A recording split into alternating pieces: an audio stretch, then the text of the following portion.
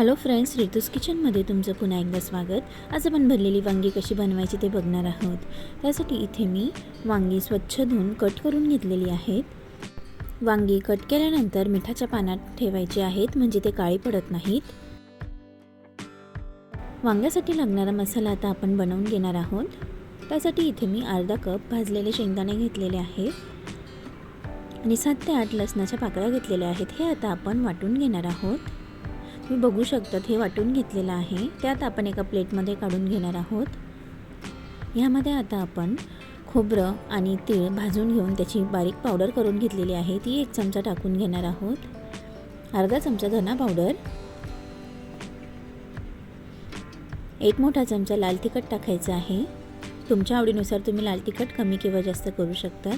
अर्धा चमचा हळद घ्यायची आहे. अर्धा चमचा गरम मसाला, अर्धा चमचा जिरे पावडर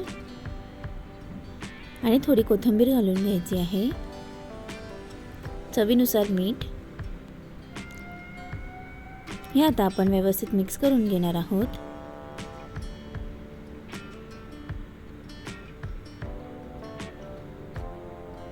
आपला मसाला थोडा ड्राय आहे, त्यामुळे आपण याच्यामध्ये 1 चमचा तेल घालून घेणार आहोत, जेणेकरून हा मसाला वांग्यामध्ये भरण्यासारखा तयार होईल. तेल घातल्यानंतर व्यवस्थित मिक्स करून घ्यायचं आहे.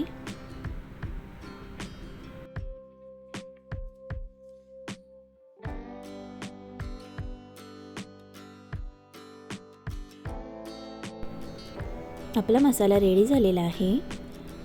हा मसाला आता आपण वांग्यांमध्ये भरून घेणार आहोत. भरपूर असा मसाला भरून घ्यायचा आहे.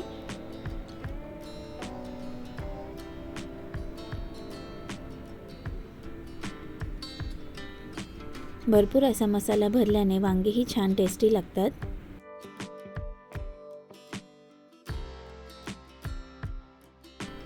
ज्यांनी अजून रितूस किचनला सबस्क्राईब केलं नसेल त्यांनी प्लीज सबस्क्राईब करा, बेल आयकॉन प्रेस करा, जेणेकरून प्रत्येक येणाऱ्या नवीन रेसिपीजचे नोटिफिकेशन तुम्हाला सगळ्यात आधी मिळतील.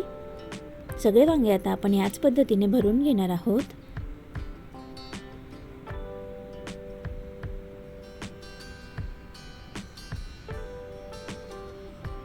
भरलेली वांगी तुम्हाला टिफिनला न्यायची असतील तर ही वांगी तुम्ही रात्री भरून फ्रीजमध्ये ठेवू शकतात. वांगी भरून ठेवलेली असल्यामुळे भाजी पण झटपट बनते.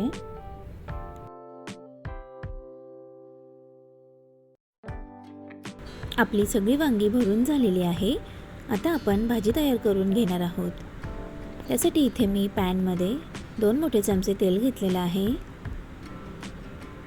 तेल गरम झालं की यामध्ये आता आपण थोडा हिंग टाकून घेणार आहोत. अर्धा चमचा जिरे टाकून घ्यायचे आहेत. जिरे छान तडतडू द्यायचे आहेत.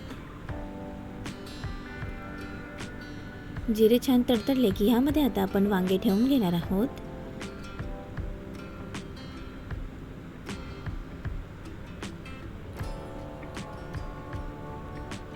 वांगे ठेवून झाल्यानंतर यावर आता आपण झाकण ठेवून 5 मिनिटं एका बाजूने छान वाफवून घेणार आहोत. आपण वांगे तेलावरच वाफवून घेणार आहोत. इथे मी पाण्याचा वापर केलेला नाही आहे. अगदीच जर तुम्हाला पाण्याची गरज वाटली तर तुम्ही थोडंसं पाणी टाकू शकतात. तुम्ही बघू शकतात 5 मिनिटं झालेली आहेत आणि एका साईडने आपली वांगी झालेली आहेत. आता ही आपण टर्न करून घेणार आहोत. याच पद्धतीने आपण वांगे टर्न करून 5 मिनिटं अशी वाफवून घेणार आहोत.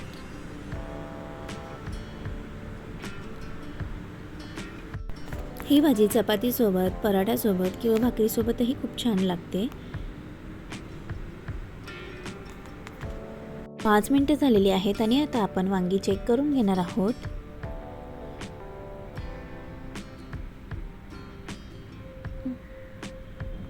वांगी पुन्हा टर्न करून 5 मिनिटं परत वाफवून घ्यायची आहेत. तुम्ही बघू शकतात वांगी सॉफ्ट अशी शिजल्या गेलेली आहेत. आता आपला उरलेला जो मसाला होता तो आता आपण या वांग्यांवर घालून घेणार आहोत.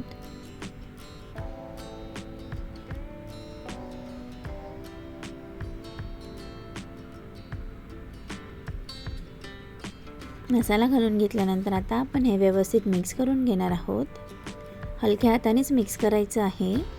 म्हणजे वांगे ओपन होणार नाहीत. 2 ते 3 मिनटं हा मसाला आपण तेलावर छान परतवून घेणार आहोत. थोडी कोथिंबीर घालून घ्यायची आहे. आपली भरलेली वांग्याची भाजी रेडी झालेली आहे. ती आता आपण सर्व करून घेणार आहोत. ही रेसिपी तुम्ही नक्की ट्राय करा आणि तुम्हाला ही कशी वाटली हे कमेंट बॉक्समध्ये कळवायला विसरू नका. पुन्हा भेटूया अशाच एका नवीन रेसिपीसोबत. तोपर्यंत बाय बाय.